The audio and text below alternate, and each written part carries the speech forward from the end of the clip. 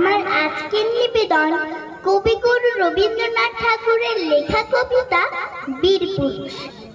মনে করো যেন বিদেশ ঘুরে মাকে নিয়ে যাচ্ছে অনেক দূরে।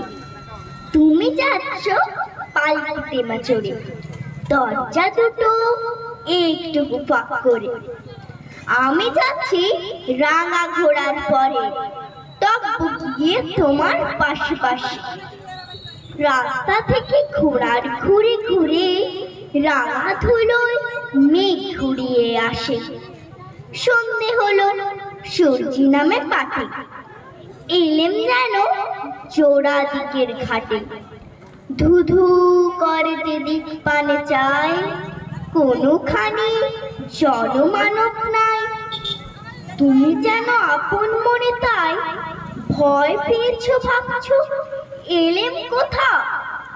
আমি বলছি ভয় করো না মাগো, ওই দেখা যায় মরা নদীর সোতা।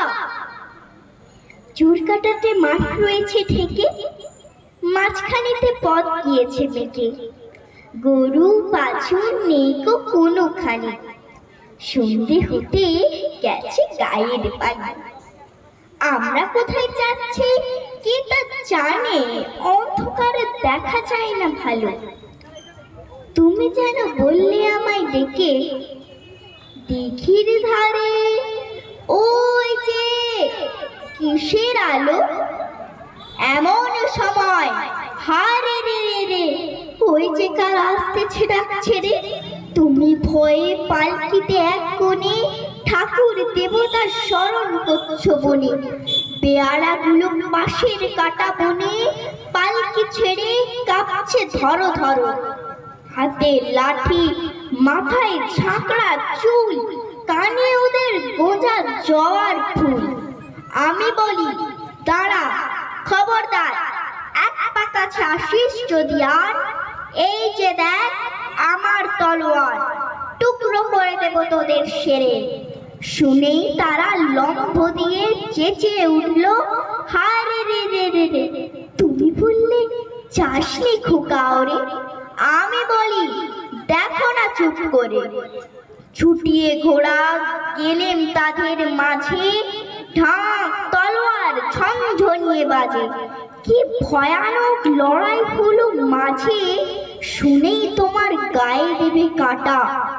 কত লোক যে পালিয়ে গেল ভয়ে, কত লোকের মাথা পড়ল কাটা।